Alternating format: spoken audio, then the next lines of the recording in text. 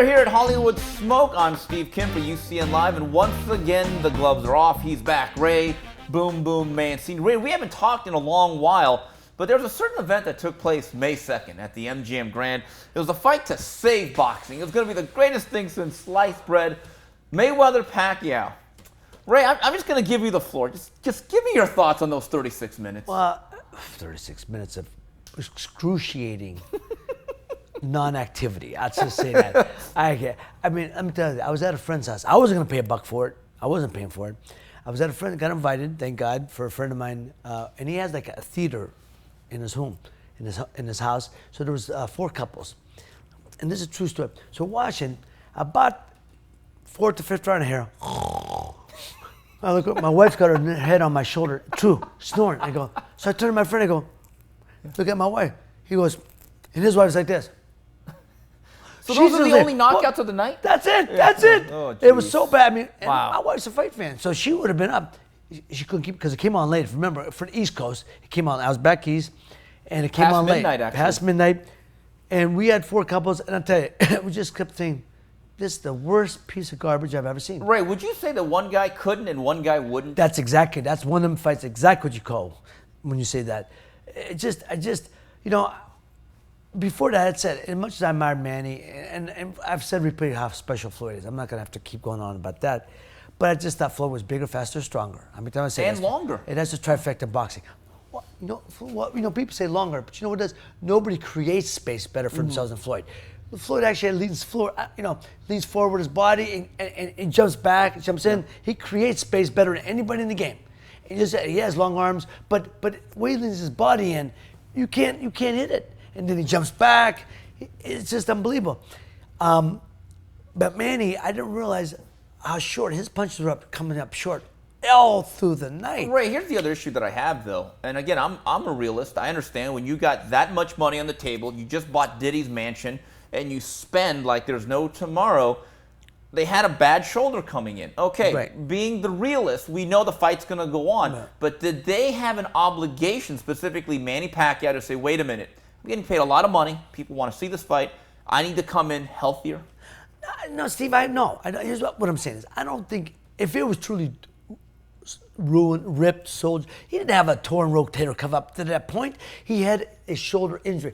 I don't know if any fighter comes in 100%. I haven't seen that. No. I don't know of any fighter. I mean, I've gone in, most every fight I've gone in, I was never 100% per se. You know, have some nicks, bruises, tweaks here and there. No, look at the weigh-in. Yeah. Pumping his arms, saying, oh, look, he had a rotator cuff before. I said, no, he ain't doing this. He's walking into the ring doing this. Do you have a shoulder injury? Yeah, but you know, when adrenaline's pumping, you can work through it. The fact that he couldn't find Floyd and he's making so many misses.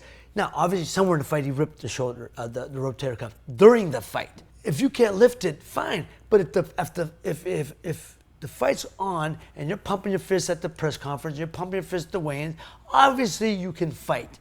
He just couldn't figure the guy out. Ray, why is it, and maybe this is just me being the old curmudgeon who grew up in the 80s, and maybe I have this Pollyanna view of the fights involving your area, Hagler, Hearns, Duran, Mike Tyson, Larry Holmes.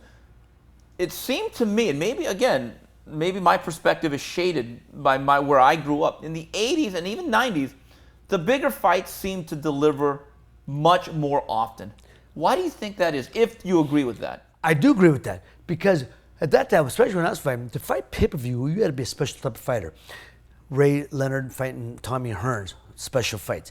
Roberto Duran fighting Ray Leonard, special fights. You know, even Leonard Holmes fought Jerry Cooney. Yeah. Jerry Cooney, though was skeptical, that was a hell of a good fight.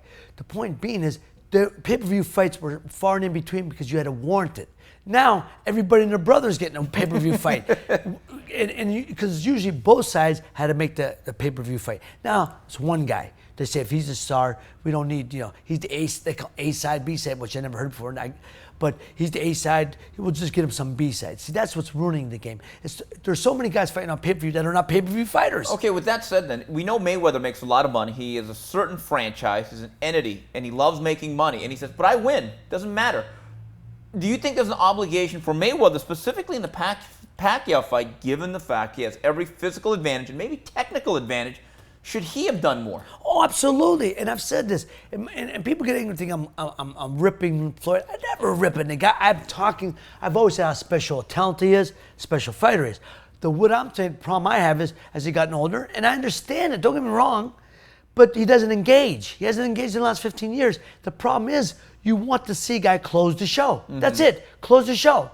Ray Leonard was a closer. Ray Leonard was embarrassed if you went the distance from him. He would never want anybody to finish on their feet with him. He'd close the show or try to. Just try to. Floyd doesn't do that. Floyd will slap you around for 12 rounds and make it easy for himself. And that's okay. I get it. If you got that much talent, you could do it. But you have an obligation, to, just what you said, to the paying public to give them the best show possible. And that's not always the case with Floyd. Ray, you want to hear some bad news? You want to hear some terrible news? I think they're going to do a rematch. No. I don't. Oh, I do. I think they make too much money. Too much money, but who's going to pay to see it? I could care less. Nobody. And I'm a fight fan. General fight fans don't care less. The only people who see it will be the Philippines. Ain't nobody going to buy that fight anymore. Do you think that the public, this is my personal opinion, maybe I'm biased or whatever, with Mayweather and Pacquiao, they did the fight we wanted.